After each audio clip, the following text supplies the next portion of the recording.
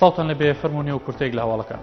فراکسیۆنی گۆڕان لە پەرلەمانی کوردستان یەکەمی بەیاننامەیەکی کە لەسەر ڕووداوەکانی کوشتن و بریندارکردن لە پارێزگای سلێمانی و لە بەیاننامەکەدا فراکسیۆنی گۆڕان بەرپرسیارەتی ئەو ڕووداوانە دەخاتە ئەستۆی بەرپرسانی ناوچەکە و داواش لە ئەنجومەنی پارێزگای سلێمانی دەکات لیژنێکی لێکۆڵینەوەی بێلایەن پێک بێنێت.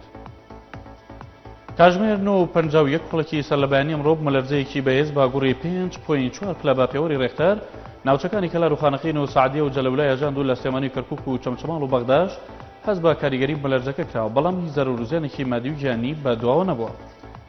ئاشتێوەرانی وەزیری سامانە سروشتەکانی حکوومەت هێرێمی کوردستان ڕێگەیان ڕێگە تا سەرەتای ساڵی داهاتوو نەوتێرێ بگاتە تورکیا و وەزیری وزەی تورکیاش دەڵێت مافێم و گەلانی ڕاقە لە داهاتی نەوت هێرێمی کوردستان سوودمەند بن.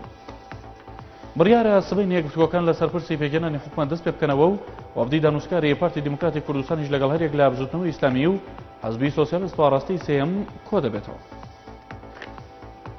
ئەمیری کۆمەڵی ئیسلامی ڕایگەیان بەنیازن بەشداری لە حکوومەتێکدا بکەن کە پرۆسەی چاکسازی و چارەسەرکردنی هەڵا کەڵەکەبووەکانی حکوومەتەکانی پێشووتر بگرێتە ئەستۆ. دەژڵێت وەفدێکی حەزبەکەی چاویان بۆ وەفدی ئێرانکەوتووە کە لەگەڵ لایەنەکانی دیکەدا کۆبۆتەوە بۆ پێکهێنانی حکوومەت. ژووری بازرگانی ئابووری ئێران و عێراق ڕایگەیان کە قەباری ئاڵوگۆڕی بازرگانی نێوان هەردوو وڵات لە ماوەی 6 مانگی ڕابردوودا گەیشتوتە 6 ملیار و 200 میلیۆن دلار.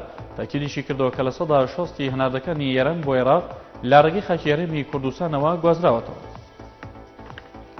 دایان کەس لە وڵاتیانی شاری ڕۆمادی لە پارێزگایان بەرخۆپشاندانیان ئەنجام دەدا و داوایان لە حکوومەت کرد ئەفسەرەکانی سوپای عێراق ئازاد بکرێن و هێزەکانی سەواتی لە پارێزگاکە بکرێتە دەرەوە. کورتێک لە هەواڵەکانتان پێشکەش کرا شاد و کامەران.